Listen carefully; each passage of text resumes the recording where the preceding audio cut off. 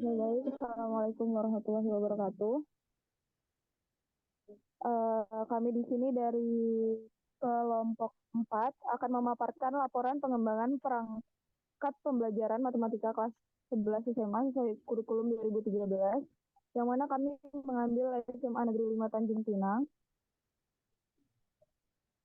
Adapun anggota kelompok dari kelompok 4, yang pertama ada Nur Hafizah dengan NIM 2103020019.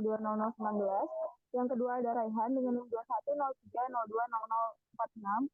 Yang ketiga ada Wahyuni dengan NIM 2103020050 dan saya sendiri Rahmawati Aulia dengan NIM 2103020065. Selanjutnya, yang pertama ada tinjauan teori.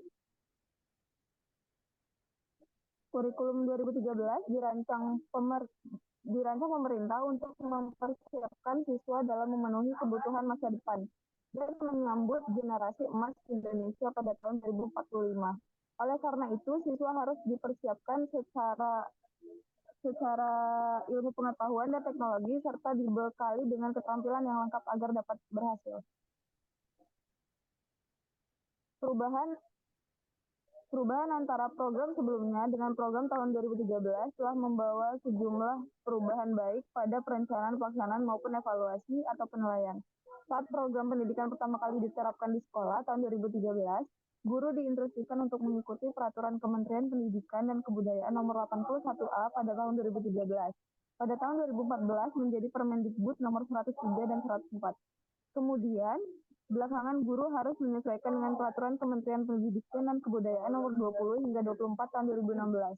Hal ini menimbulkan permasalahan bagi guru sebagai penanggung jawab pelaksanaan kurikulum.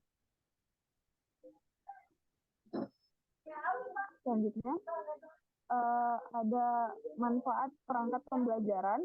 Yang pertama sebagai pedoman atau panduan, yang kedua memudahkan guru dalam mengevaluasi hasil mengajarnya, dan yang terakhir meningkatkan profesionalisme guru.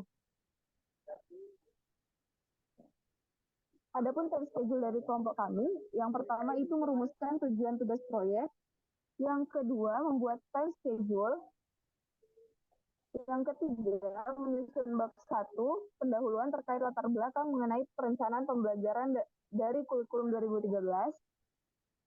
Yang keempat, menyusun bab 2, yaitu tinjauan teori mengenai pengembangan pembelajaran matematika kelas 11 SMA sesuai kurikulum 2013.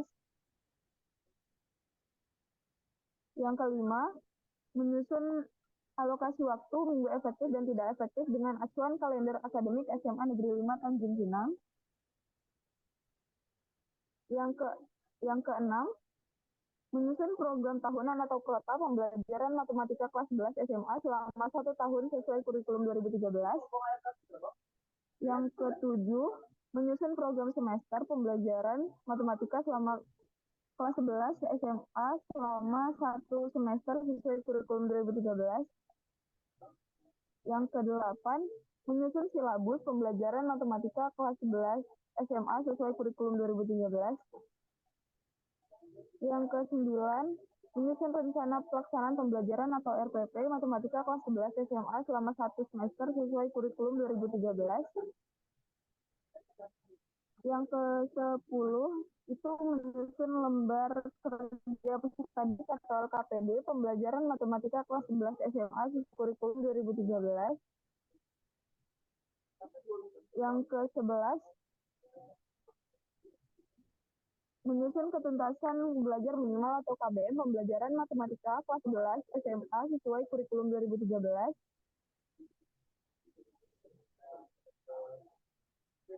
Yang ke-12, menyusun bab 3 atau pelaksanaan dan hasil proyek mengenai pengembangan perangkat pembelajaran matematika kelas 11 SMA sesuai kurikulum 2013. Yang ke-13, meninjau kembali pengembangan perangkat pembelajaran matematika kelas 11 SMA sesuai kurikulum 2013 yang telah dikerjakan. Dan yang terakhir adalah menyusun bab 4 kesimpulan dan saran mengenai pengembangan perangkat pembelajaran matematika kelas 11 SMA sesuai kurikulum 2013. Yang ke-15, presentasi akhir proyek, dan yang terakhir video dokumenter. Baiklah, untuk bab selanjutnya yakni pelaksanaan dan hasil proyek. Itu yang akan disampaikan oleh Wahyuni. Kepada Wahyuni dipersilahkan. Baik, terima kasih kepada moderator. Selanjutnya saya akan menjelaskan tentang tahapan perkembangan program tahunan sesuai dengan kurikulum 2013. Di mana pengembangan Protaya dengan menetapkan alokasi waktu untuk setiap kompetensi dasarnya atau KD yang harus dicapai peserta didik, lalu menetapkan jumlah waktu yang tersedia seperti minggu efektif dan tidak efektif. Nah, berikut langkah-langkah yang dilakukan untuk pengembangan program tahunan yang telah dikembangkan oleh kelompok kami. Yang pertama itu ada menelaah kalender akademik, lalu ada menandai hari-hari libur, lalu permulaan tahun pelajaran, lalu minggu efektif, belajar, waktu pembelajaran efektif per minggu, yang dimana hari-hari liburnya itu meliputi jeda tengah semester, jeda antar semester, libur akhir tahun pelajaran, hari libur keagamaan, hari libur umum termasuk hari-hari besar nasional, dan terakhir hari libur khusus. Lalu yang ketiga ada menghitung jumlah minggu efektif setiap bulan dan semester dalam satu tahun dan memasukkan dalam format alokasi waktu. Lalu yang keempat itu menentukan alokasi waktu dengan acuan kalender pendidikan yang telah ditetapkan oleh satuan pendidikan. Nah, di sini kami menggunakan acuan kalender pendidikan di sekolah SMA Negeri 5 Tanjung Pinang pada tahun 2023 atau 2024 dengan 4 jam pelajaran dalam satu minggu untuk mata pelajaran matematika wajib dengan total jam pelajaran dalam satu tahun yaitu 156 jam pelajaran.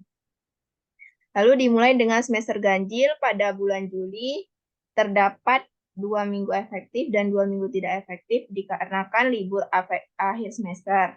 Pada bulan Agustus terdapat 5 minggu efektif, lalu bulan Septembernya terdapat 3 minggu efektif dan 1 minggu tidak efektif karena adanya penilaian tengah semester.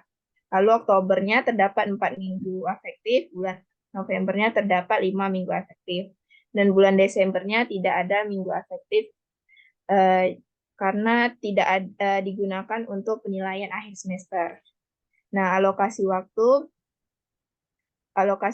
minggu efektif belajar semester genap dan ganjil tercantum di lampiran kedua pada laporan kami. Nah, bisa dilihat. Lalu ada format perhitungan minggu setiap bulan, yaitu di mana jika dalam satu minggu itu setiap bulannya mempunyai hari aktif, yang dikatakan minggu efektif. Lalu di program tahunan ini ada analisis kompetensi inti dan kompetensi dasar, di mana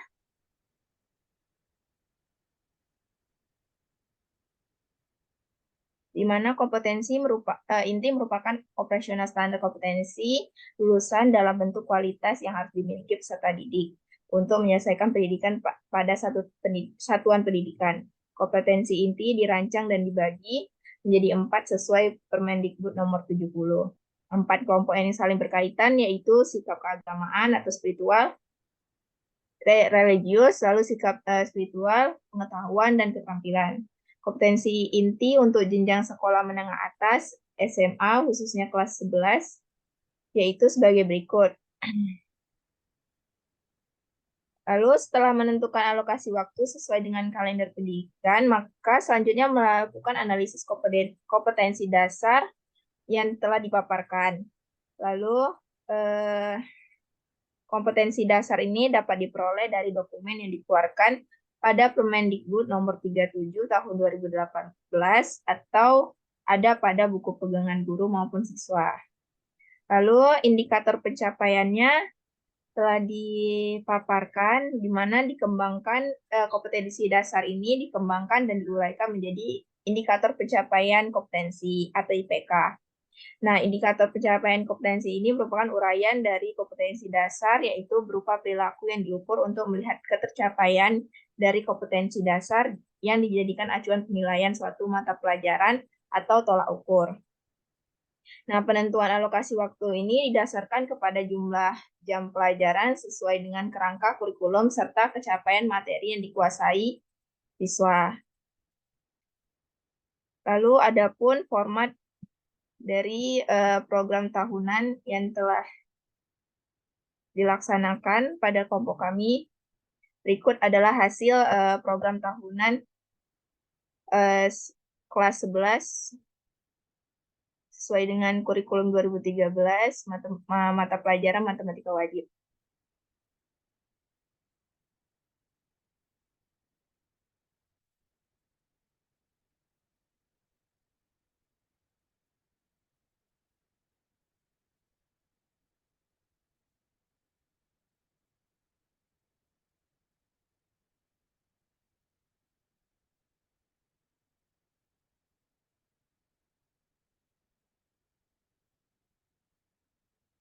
Lalu selanjutnya ada tahapan pengembangan program semester, di mana langkah-langkah pengembangannya itu yang pertama ada mengkaji dan menelaah kalender pendidikan dari satuan pendidikan. Pada kalender pendidikan memuat hari afektif, minggu efektif, libur hari besar nasional seperti yang telah dijelaskan, lalu libur khususnya misalnya ujian kelas 12 atau ANIK. Nah, sebelumnya sudah membuat alokasi waktu pada program tahunan tadi, tinggal menyesuaikan kebutuhan yang ada pada sekolah. Lalu yang kedua adalah memasukkan kompetensi dasar, topik dan subtopik bahasan dalam format program semester. Lalu yang ketiga ada mengalokasi waktu sesuai kebutuhan bahasan materi dan submateri. Lalu yang keempat menentukan standar kompetensi dan kompetensi dasar yang akan dicapai oleh siswa. Nah, pada program tahunan sudah diatur, maka tinggal mengikuti saja yang sudah terdapat. Lalu yang kelima ada mendistribusikan alokasi waktu yang disediakan untuk suatu kompetensi dasar atau KD. Lalu format yang sudah dilaksanakan pada kelompok kami seperti ini, mencakup ada identitas satuan pendidikan, lalu kompetensi inti, kompetensi dasar, indikator pencapaian kompetensi, lalu ada materi pelajaran dan semesternya.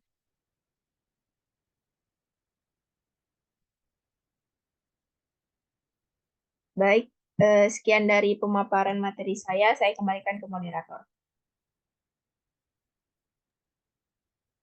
Baik, terima kasih kepada Wahyuni. Selanjutnya tahapan perkembangan silabus yang akan disampaikan oleh Nur Hafizah.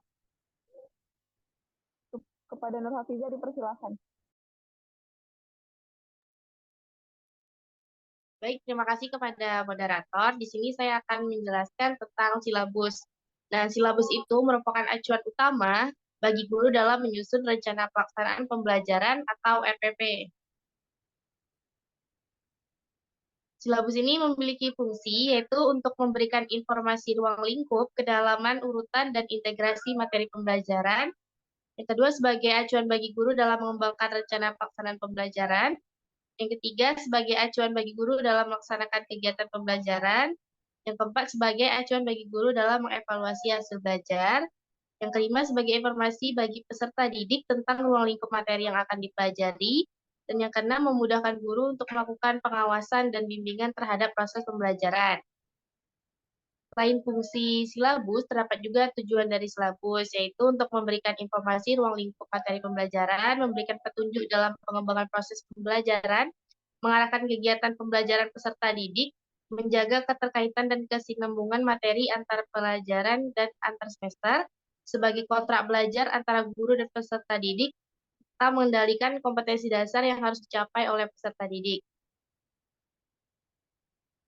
Nah, tahapan perkembangan silabus sesuai kurikulum 2013 itu ada yang pertama penentuan alokasi waktu. Yang kedua ada analisis kompetensi inti dan kompetensi dasarnya. Ada identitas silabus, materi pokok yang akan dipelajari, terus ada indikator pencapaian kompetensi, dan kegiatan pembelajaran, penilaian, serta sumber dan bahan ajar. Berikutnya ada format dari silabus yang sudah kelompok kami kerjakan. Jadi pada silabus itu ada identitas-identitasnya seperti satuan pendidikan, mata pelajarannya, kelas, ada kompetensi inti, kompetensi dasarnya, indikator-indikator pencapaiannya dari kompetensi dasar, terus materi pokoknya yang akan kita pelajari, lalu ada penilaian sikap. Nah, untuk penilaian sikap ini, itu ada religius, jujur, mandiri, kerjasama, percaya diri, tanggung jawab, disiplin, dan toleransi. Dan untuk kegiatan pembelajaran itu kami mengacunya kepada Permendikbud, di mana di dalam kegiatan pembelajaran pendekatannya saintifik, ada mengamati, menanya, mengumpulkan informasi, terus ada mengomunikasikan, sama yang terakhir mengasosiasi. Nah, itu saja yang dapat saya sampaikan. Saya kembalikan ke moderator. Baik, penjelasan selanjutnya yaitu RPP yang akan disampaikan oleh Rehan. Kepada Rehan dipersilahkan. Baik, RPP adalah rencana pelaksanaan pembelajaran, yang dimana rencana yang menggambarkan prosedur dan manajemen pembelajaran untuk mencapai suatu atau lebih kompetensi yang telah ditetapkan dalam standarisasi dan dijabarkan dalam silabus. RPP berfungsi sebagai acuan bagi guru untuk melaksanakan kegiatan pembelajaran mengajar agar lebih terarah dan belajar secara efektif dan efisien. Tahapan perkembangan rencana pelaksanaan pembelajaran sesuai kurikulum 2013. Langkah-langkah yang dilakukan untuk pengembangan rencana pelaksanaan pembelajaran adalah 1. Identitas, 2. Menelaah silabus, 3. Tujuan pembelajaran, 4. Materi pembelajaran, 5. Metode pembelajaran atau pendekatan, 6. Media pembelajaran, 7. Sumber belajar, 8. Alokasi waktu untuk setiap pertemuan, 9. Langkah-langkah pembelajaran, yang dimana ada kegiatan pendahuluan, kegiatan inti, dan kegiatan penutup. 10. Penilaian, pembelajaran remedial, dan pengayaan. Yang ke-11 adalah lembar kerja peserta didik. Berikut adalah format RPP kami, yang dimana ada satuan pendidikan, yaitu SMA 5 Tanjung Pinang, mata pelajaran matematika wajib, kelas 11 semester ganjil, dan materi pokok program linear, dengan alokasi waktu 18 JP, yang dimana 1 JP-nya adalah 45 menit. Yang pertama ada kompetensi inti. Yang kedua ada kompetensi dasar dan indikator pencapaian kompetensi. Yang ketiga ada materi pembelajaran. Dan keempat, tujuan pembelajaran. Yang kelima, media, alat, atau bahan sumber belajar. Yang keenam ada kegiatan pembelajaran, yang dimana ada minggu pertama, pertemuan pertama, dan pertemuan kedua.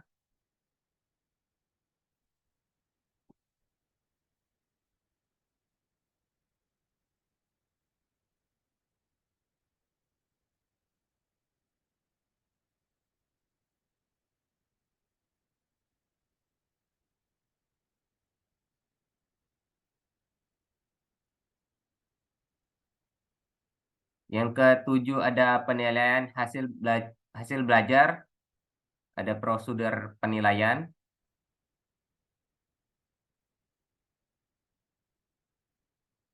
Di mana aspek yang dinilai adalah sikap, 1. Religius, 2. Jujur, 3. Mandiri, 4. Kerjasama, 5. Percaya diri, 6. Tanggung jawab, 7. Disiplin.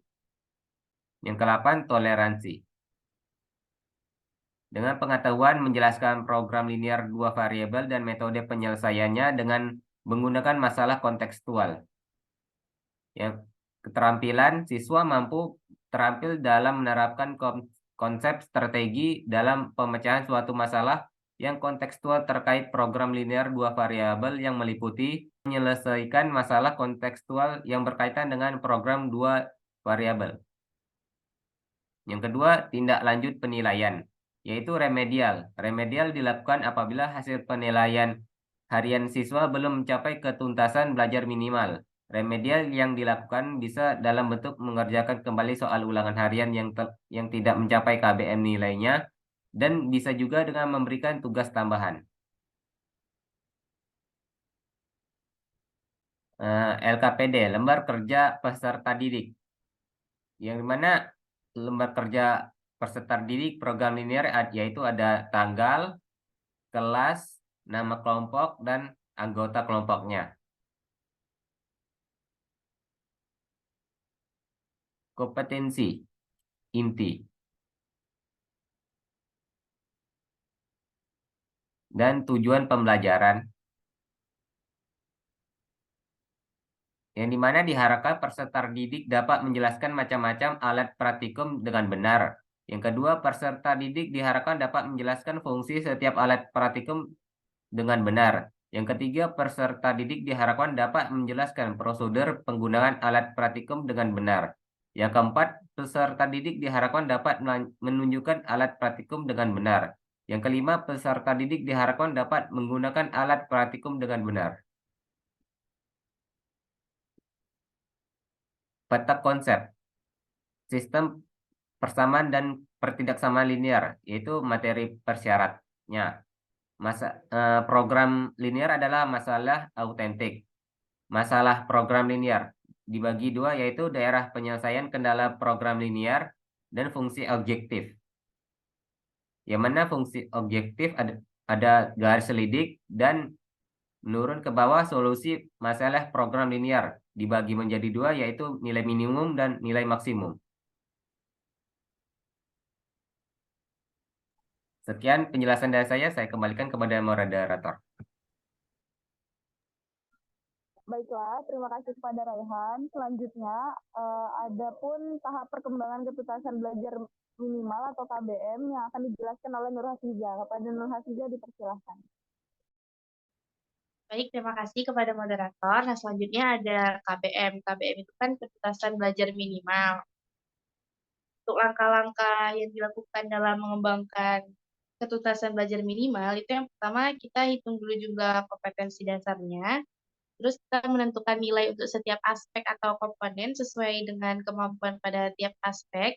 Nah, di aspek itu ada aspek kompleksitas. Kompleksitas itu tingkat kesukaran dari KD-nya itu kayak sulit apa enggak. Terus yang kedua ada aspek daya dukung. Itu dilihat dari sarana prasarana sekolah dan gurunya. Terus ada aspek intek. Nah, aspek intek ini dilihat dari nilai siswa yang sebelumnya. Misalnya sekarang kami mengambilnya yang kelas 11, maka kami lihatnya dari rata-rata rapot nilai siswa yang kelas 10.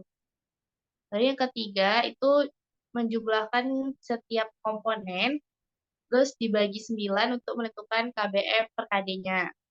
Yang keempat, kita menjumlahkan seluruh KBM per KD, lalu dibagi dengan jumlah KD yang ada untuk menentukan KBM dari mata pelajaran indikator pencapaian kompetensinya. Terus yang kelima ada KBM setiap mata pelajaran itu nggak sama pada tiap kelas, karena bergantung pada ketiga aspek yang tadi disebutkan. Nah, untuk format KBM-nya seperti berikut. Nah, berikut ini adalah format KBM yang kelompok kami buat. Kompleksitas itu, kalau semakin sulit tingkat kesukaran KD-nya, maka skornya itu diberikan yang rendah, itu paling rendah. Jadi misalnya nih, menjelaskan itu kan termasuk mudah, jadi makanya kita memberikannya ke skor yang tinggi. Seperti itu. Nah, di sini saya akan menjelaskan tentang lembar pengamatan penilaian sikap. Nah, di lembar pengamatan penilaian sikap ini ada indikator-indikator seperti indikator dari sikap jujur, religius, terus ada dari toleransi, tanggung jawab, kerjasama, dan lain-lain. Nah, di sini misalnya indikator sikap jujur. Apa, Swin? Nah, di sini misalnya indikator sikap jujur.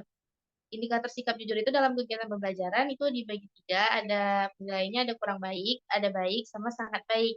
Nah, kalau kurang baik itu jika sering mencontek tugas atau ujian teman, terus kalau baik itu jika sekali atau dua kali mencontek tugas atau ujian teman. Nah, yang sangat baik itu jika tidak pernah mencontek tugas atau ujian teman. Untuk indikator-indikator yang lain juga sama, itu terbagi dari kurang baik, baik, sama sangat baik untuk penilaiannya.